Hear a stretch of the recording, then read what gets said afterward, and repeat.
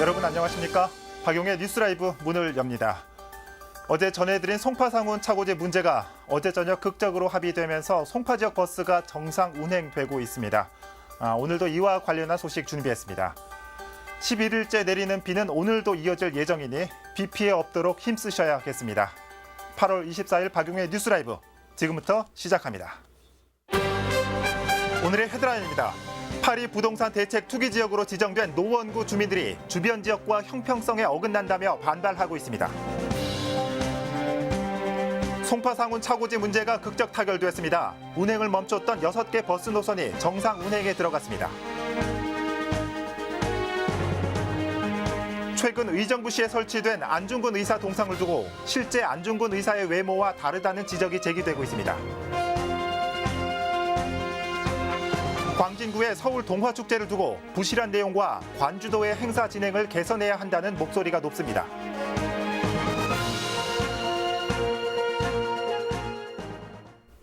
이달 2일 정부가 파리 부동산 대책을 발표했죠. 가장 강력한 규제를 받는 투기 지역으로 서울 11곳 자치구를 지정한 겁니다. 그런데 이 투기 지역에 속한 노원구 주민들의 반발이 거셉니다. 박선화 기자의 보도입니다. 정부가 파리 부동산 대책을 내놓으면서 서울 자치구 전체를 투기 과열지구로 지정했습니다. 아울러 강남 4구를 비롯해 서울 11개 자치구에 대해선 투기 지구에 포함시켰습니다. 투기 지구는 주택담보대출 제한과 재개발 조합원 지위 양도 금지, 분양권 전매 제한 등 가장 강력한 규제를 받게 됩니다. 투기 지역 지정 요건으로는 지난 2달간 주택 상승률이 물가 상승률보다 현저히 높은 지역입니다. 노원구의 경우 창동 차량기지 개발 호재 등에 힘입어 6, 7월 아파트 가격 상승세가 컸습니다. 하지만 정부 발표 이후 각 부동산 중개업소에는 문의 전화조차 뚝 끊겼습니다. 그냥 폭격기 관련해서 아무 움직임이 없죠. 전혀. 월세 하나 했다니까. 3억 4천 정도였었는데 좋은 게 5천 정도 21평 기준 했을 때 그는 그게 4억 1천까지 갔습니다. 아파트 입주민들을 중심으로 한 주민 일부도 이번 정부 규제는 부당하다며 목소리를 높이고 있습니다. 주민들의 주장은 첫째 서울 동부권에선 유일하게 노원구만이 투기지구로 지정됐다는 것, 강남 4구와 마포, 용산, 성동구 등과 비교해봤을 때 노원구의 아파트 시세는 턱없이 낮은데 노원구만 강력한 규제 대상이 된다는 것은 납득할 수 없다는 주장입니다. 재건축 연한을 목전에 두고 있는 아파트의 경우 투자 심리 위촉으로 재건축마저 지연되지 않을까 전전긍긍하고 있습니다. 주민들이 현재 막연하게 재건축하면 내가 어떠한 새 집을 갖출 수 있지 않은 그런 막연한 희망을 갖고 있는데 이제는 그 희망마저 없어진 게 아닌가 하는 문제 때문에 상당히 안타깝습니다. 이런 민심을 반영하듯 지역 소통 공간에는 정부 정책을 성토하는 글이 줄을 이루고 있습니다. 투기지구 철회를 요구하며 집단 행동도 예고하고 있어 파장은 더욱 커질 것으로 보입니다. 딜라이브 서울 경기 케이블 TV 박선화입니다.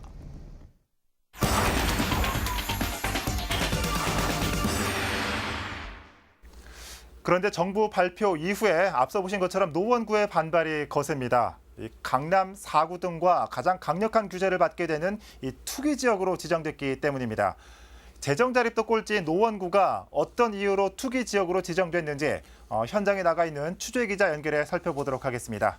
박선화 기자. 네, 저는 지금 노원구에 나와 있습니다. 네.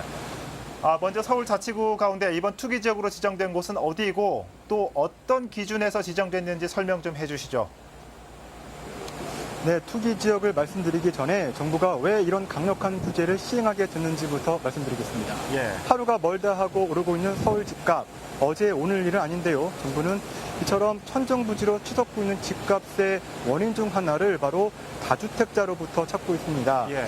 정부는 이런 다주택자를 솎아내기 위한 목적으로 파리 부동산 대책을 시행한 건데요.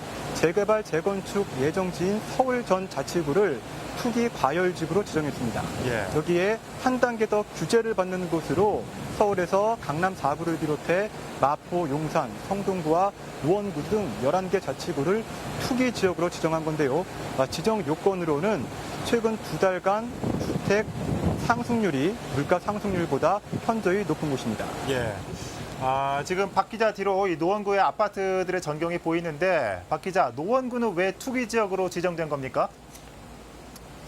네, 지난 6월과 7월 노원구의 아파트 상승률이 굉장히 컸습니다. 예. 이유는 제 뒤로 보이는 바로 이 넓은 부지에서 기인하는데요. 바로 상동 차량기지 개발입니다. 예.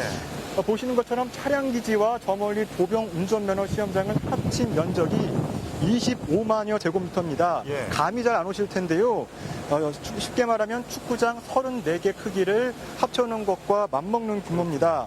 이 넓은 부지에 대한 대대적인 공사를 예고하고 있는데요. 예. 강서구 마곡지구 잘 아시죠? 네. 불과 10여 년 전만 해도 강서구 마곡지구 같은 경우에는 논과 밭에 불과했습니다. 하지만 지금은 상점벽해를 이루고 있지 않습니까? 예. 이곳 향동 차량기지도 앞으로 개발된다면 마곡지구에 버금가는 그런 획기적인 개발 지역이 될 수 있다는 장점이 있습니다. 예. 저 멀리 아파트가 보이실 텐데요. 1988년도에 지어진 아파트들입니다. 네. 재건축 연한인 30년이 이제 막 도래하고 있는 아파트인데요. 보시는 것처럼 그 개발 호재와 그리고 저평가된 아파트가 맞물려서 예. 투기꾼들의 그 구미를 당기기에 충분한 조건을 갖추고 있는 겁니다. 실제로 지난 6월과 7월 일대 아파트의 경우 평균 4천만 원에서 5천만 원 정도 그 가격이 상승했습니다. 예. 이런 상황이 개발 때까지 이어진다고 한다면 다주택자 그리고 투기를 전문으로 하는 갭 투자자들이 몰려서 일대 상동차량기지 일대 그 부동산 투기 열풍은 과열될 것이 불보듯 뻔한 일입니다. 정부는 이러한 부동산 투기를 원천 차단하겠다는 의지를 이번 그 부동산 대책을 시행하면서 투기 지역으로 노원구를 지정한 겁니다. 예. 자, 이런 정부의 계획과는 달리 앞선 리포트에서도 봤지만 주민들은 좀 반발하고 있는데 끝으로 이번 정부 정책에 대한 주민 목소리 좀 자세하게 전해 주시죠. 네, 당연히 아파트 입주민을 주축으로 한 주민들은 이번 정부 정책에 반발할 수밖에 없습니다. 네. 주민들 입장은 이렇습니다. 먼저 그 지난 2달간 반짝 아파트 가격이 오른 것만 갖고 노원구를 투기 지역으로 지정한 건 형평성에서 맞지 않는다. 그리고 노원구의 그 아파트 평당 가격은 1,500만 원입니다. 서울시 평균인 2,200만 원에 턱없이 미치지 못하는데요. 이렇게 규제를 해버리면 지역 발전에 저해가 될 수 있다는 우려 섞인 목소리가 나오고 있습니다. 예. 특히 이번 그 서울 동부권에서는 노원구만 유일하게 그 부동산 투기 지역으로 지정됐는데요. 이런 건 역시 형평성에서 어긋난다는 이야기입니다. 때문에 지금 노원구 지역 소통 공간에서는 네. 이번 정부 정책을 성토하는 글이 줄을 이루고 있습니다. 예. 지금까지 노원구에서 전해드렸습니다. 네, 박선아 기자 수고했습니다. 이 정부의 부동산 대책으로 이 울고 웃는 지역이 생기고 있습니다. 그중에서도 울고 있는 노원구 상황 살펴봤습니다.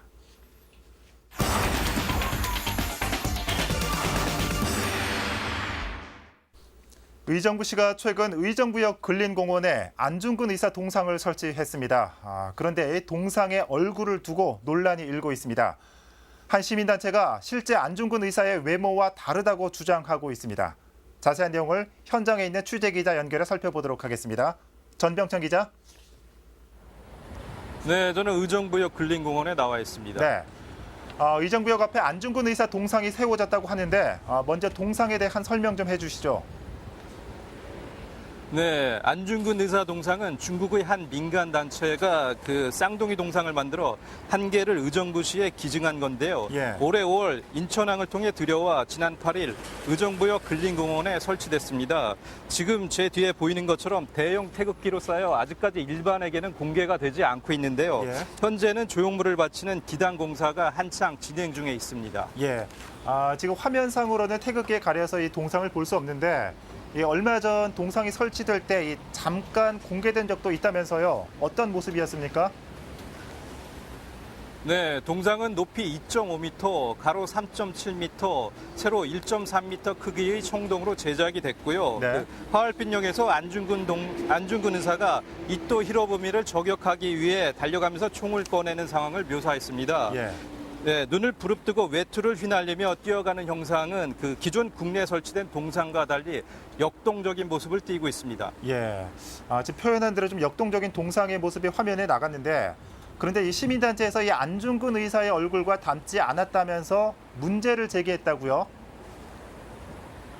네, 의정부의 시민단체인 버드나무 포럼은 안중근 동상의 얼굴이 실제 안중근 의사와 닮지 않았다며 예. 그 동상의 제작 모델을 공개해 줄 것을 의정부시에 요구했는데요. 이 단체는 의정부시가 문화체육관광부의 동상영정 심의 규정을 어기고 엉뚱한 동상을 만들어 놓고 안중근 동상이라고 주장하고 있다고 지적했습니다. 예. 지금 화면으로 나란히 사진과 비교를 해보니까 안중근 의사 같기도 하고 아닌 것 같기도 하고 좀 그렇습니다. 근데 이에 대해서 의정부시의 입장은 어떻습니까? 네, 일단 의정부시는 별 큰 문제는 없다는 반응인데요. 예. 시는 중국에서 제작할 당시 실제 안중근 의사를 모델로 만들었다며 예술 작품이다 보니 보는 사람들의 시각에 따라 다른 점이 있을 수 있다고 해명했습니다. 네. 또한 군사도시 이미지를 벗어내고 평화와 통일의 중심 도시로 도약하려는 의정부에 안중근 동상을 설치하는 것은 매우 뜻깊은 일이라고 말하고 현재 사드 문제로 경색된 양국 문제를 푸는 열쇠가 될 것이라는 기대를 하고 있습니다. 네. 지금까지 의정부에서 전해드렸습니다. 네. 전병천 기자였습니다. 우리나라 독립운동의 상징적인 인물인 안중근 의사 동상 설치는 모두가 환영할 일일 겁니다. 하지만 역사적 인물인 만큼 이 예술적 요소보다는 철저한 고증이 뒤따라야 할 것으로 보입니다. 의정부시 연결해봤습니다.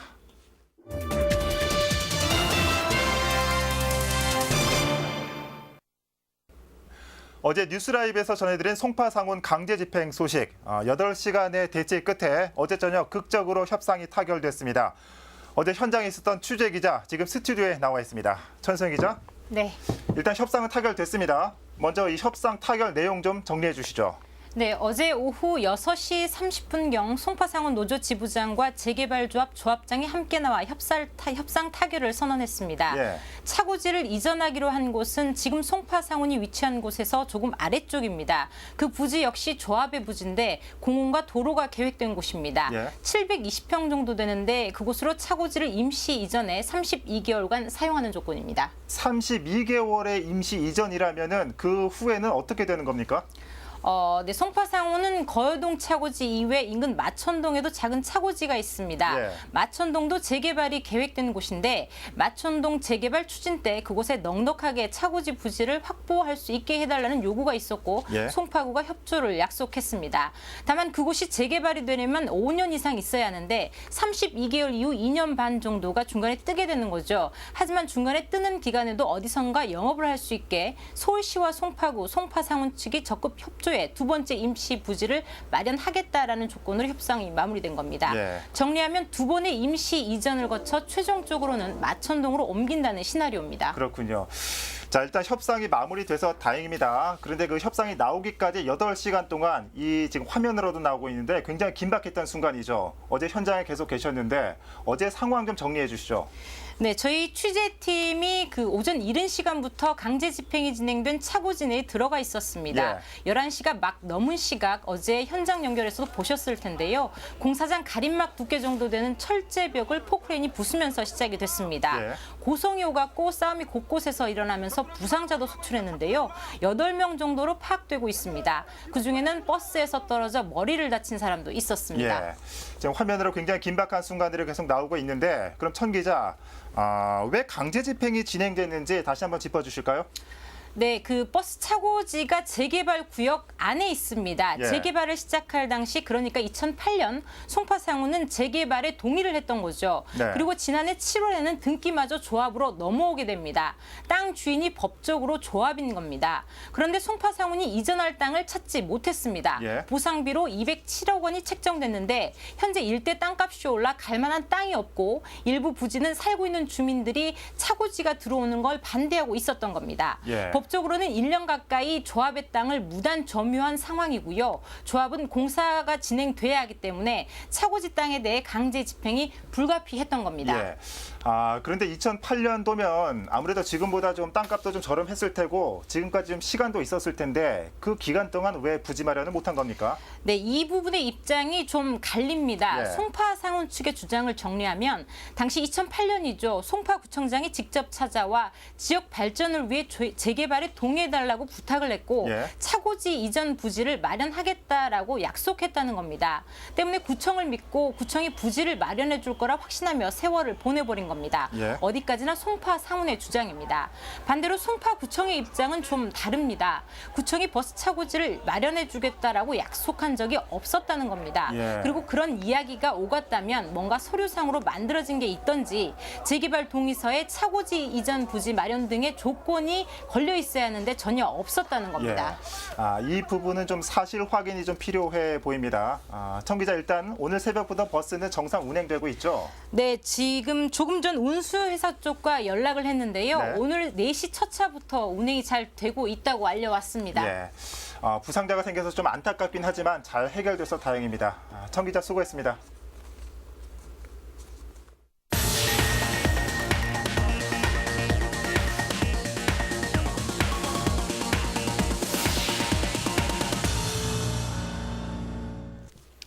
네, 다음 소식입니다.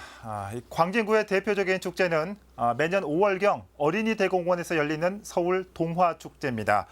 벌써 올해로 6회째를 맞았는데 여러 문제로 인해 축제에 대한 재논의가 필요하다는 말이 나오고 있습니다.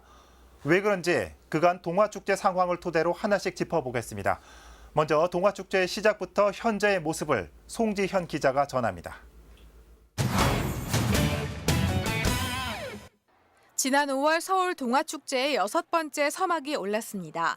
축제의 소재는 전 세계를 아우르는 동화 이야기로 동화를 밑바탕에 두고 그 위에 상상력을 얹었습니다.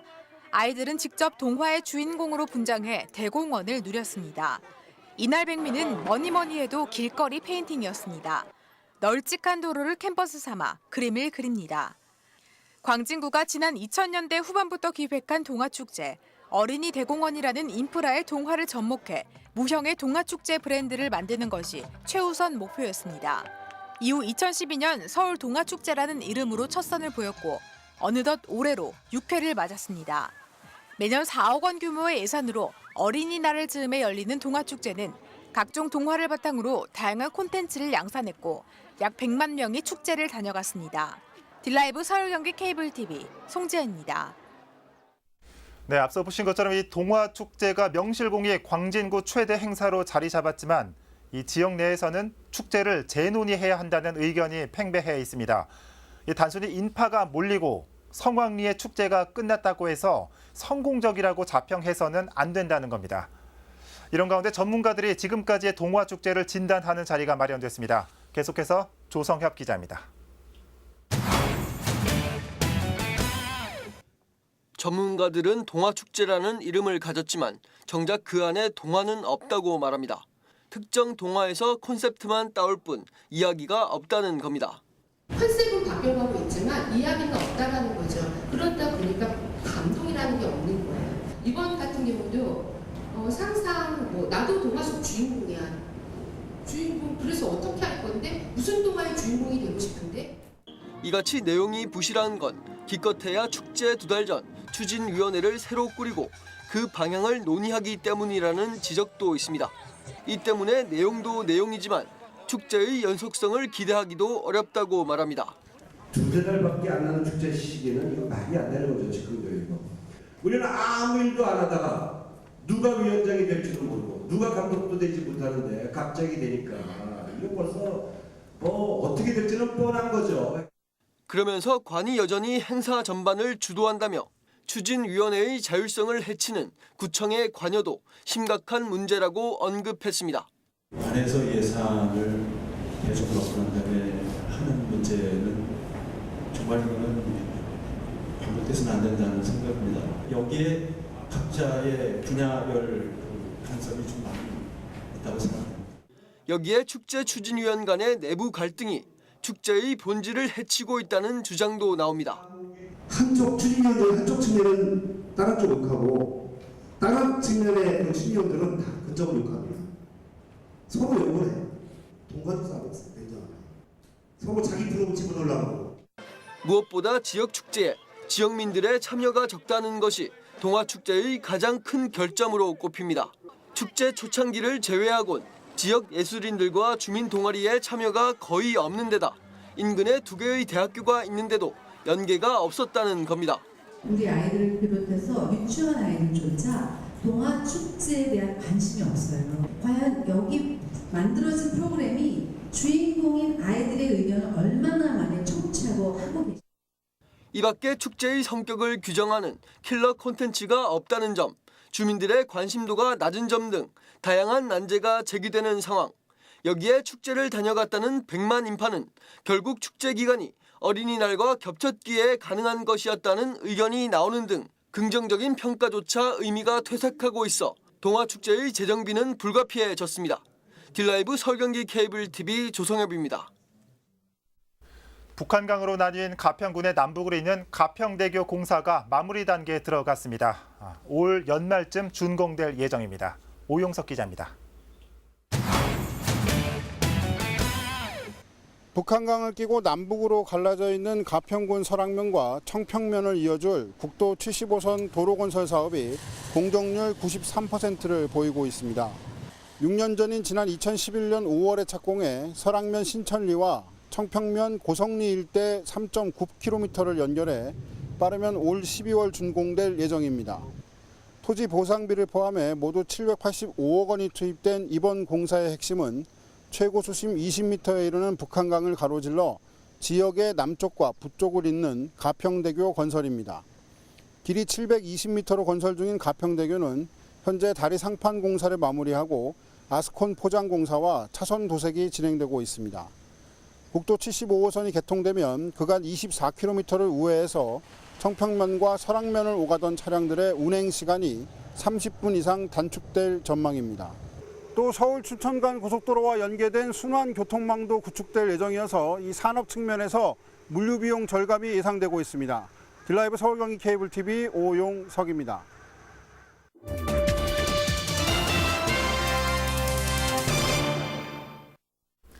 벼랑 끝에 내몰렸던 송파상훈에게 32개월이라는 시간이 주어졌습니다. 하지만 풀어야 할 숙제는 여전히 남아 있습니다. 점차 극단적으로 치닫고 있는 우리 사회에서 책임질 의무 대신 책임물을 권리만 앞세우는, 그래서 법적인 잣대만이 세상을 가르는 기준이 돼버린 시대. 죽는 날까지 하늘을 우러러 한 점 부끄러먹기를 바라는 시인의 마음은 어쩌면 문학이기에 가능한 일이라는 걸 알았던 자주 섞인 반어가 아니었나 하는 생각이 듭니다. 박용의 뉴스 라이브 마칩니다. 시청해주셔서 고맙습니다.